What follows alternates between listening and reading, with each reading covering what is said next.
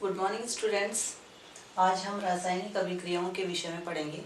जैसा कि आप जानते हैं, प्रतिदिन हमारे दैनिक जीवन में बहुत सारी रासायनिक जो घटनाएं हैं वो हमारे आसपास के वातावरण में घटित होती रहती हैं, जिनमें कुछ भौतिक घटनाएं कहलाती हैं और कुछ रासायनिक घटनाएं कहलाती हैं। भौतिक घटनाओं में क्रिया के पश्चात जो रासायनिक पदार्थ हैं उनके रासायनिक गुण नहीं बदलते हैं, जबकि रासायनिक जो घटनाएं होती हैं उसमें क्रिया कारकों के रासायनिक जो गुण हैं वो क्रियाफल बनने के पश्चात बदल जाते हैं।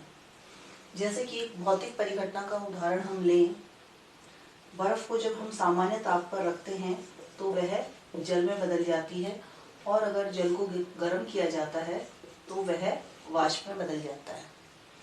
वाष्प को अगर हम पुनः ठंडा करें तो वो जल में बदल जाता है, और जल का अगर और तापमान कम किया जाए तो उसे हम पुनः बर्फ में बदल सकते हैं। इस क्रिया में जल के जो गुण हैं, बर्फ से जल का बनना, जल से वाष्प का बनना, वाष्प से पुनः जल, जल के जो गुण हैं वो नहीं बदलते हैं। पदार्थ की अवस्था में अवश्य परिवर्तन हो रहा है, लेकिन रासायनिक गुण में कोई परिवर्तन नहीं होता।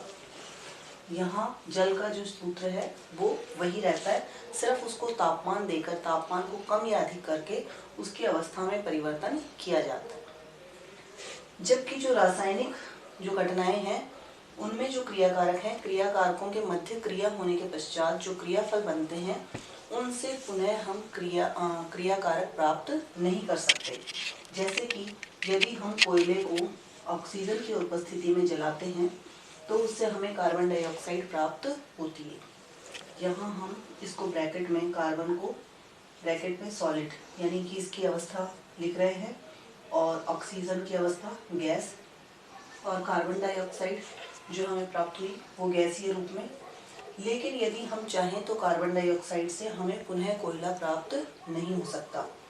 तो विद्यार्थियों, ये एक रासायनिक परिवर्तन का उदाहरण है जिसमें जो क्रिया कारक हैं कार्बन और ऑक्सीजन दोनों ने क्रिया के फलस्वरूप कार्बन डाइऑक्साइड गैस का निर्माण किया, जो एक रासायनिक परिवर्तन है, और इससे पुनः हम कार्बन या कोयला प्राप्त नहीं कर सकते हैं। इन रासायनिक परिवर्तनों को हम रासायनिक अभिक्रियाओं के माध्यम से लिखते हैं। रासायनिक अभिक्रियाओं को लिखने का मैं आपको तरीका बता देती हूँ। जैसे इस तरह से हमने एक रासायनिक अभिक्रिया लिखी है, कार्बन प्लस ऑक्सीजन। तो यहाँ पर कार्बन और ऑक्सीजन दो क्रियाकारक हैं, दो या दो से अधिक क्रियाकारक होते हैं तो उनके मध्य इस तरह हम प्लस या धन चिन्ह लगाते हैं। अगर यहाँ पर और अधिक क्रियाकारक होता तो उसके मध्य हम धन का चिन्ह लगाकर जोड़ देते। उसके पश्चात क्रियाकारक से बनने वाले पदार्थ को या क्रियाफल को इस तरह से तीर के निशान से दर्शाया जाता है, और तीर के निशान के आगे क्रियाफल या जो उत्पाद होता है वो लिखा होता है। यदि हमें उत्पाद एक या एक से अधिक प्राप्त होते हैं तो एक से अधिक प्राप्त होने की स्थिति में उसमें भी हम उनके मध्य में धन चिन्ह लगाकर क्रियाफल को व्यक्त करेंगे। किसी भी रासायनिक अभिक्रिया में अभिकारकों की जो अवस्था है उसको हम इस तरह से ब्रैकेट में उसके नीचे लिखकर और दर्शा सकते हैं। यदि द्रवीय अवस्था है तो हम उसे एक्वस AQ के रूप में लिखकर दर्शा सकते हैं। एक और बात जो मैं आपको यहाँ बताना चाहूँगी वो ये है कि किसी भी रासायनिक अभिक्रिया में जो क्रियाकारक हैं और जो क्रियाफल हैं उनका कुल द्रव्यमान संरक्षित रहता है। इसका अर्थ यह है कि जितने परमाणु क्रियाकारक के रूप में हमारे पास हैं उतने ही परमाणु या अणु हमें क्रियाफल के रूप में प्राप्त होंगे। किसी भी रासायनिक क्रिया के दौरान न तो द्रव्यमान का क्षरण होता है, जितने परमाणु या अणु क्रियाकारक के रूप में हैं उतने ही हमारे पास क्रियाफल के रूप में होंगे। उसे हम रासायनिक समीकरण को संतुलित करना भी एक तरह से कहते हैं।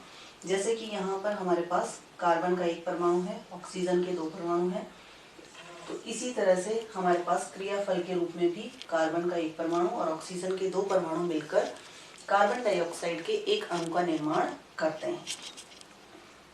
तो रासायनिक अभिक्रिया से हमें बहुत सारी चीज़ों की जानकारी मिल जाती है कि क्रियाफल कौन से हैं, क्रियाकारक क्या है, उनके बीच में रिएक्शन क्या, कौन सी अभिक्रिया हुई। और उसके अलावा किसी भी रासायनिक अभिक्रिया के लिए जो आवश्यक परिस्थितियां हैं, जैसे तापमान या दाब की स्थिति है, वो हम इस तीर के निशान के ऊपर लिख सकते हैं।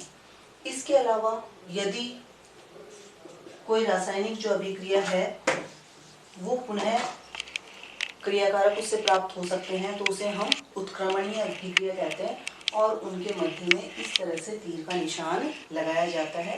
यानी क्रियाकारक से क्रियाफल प्राप्त हो सकते हैं और क्रियाफल से पुनः क्रियाकारक प्राप्त हो सकते हैं।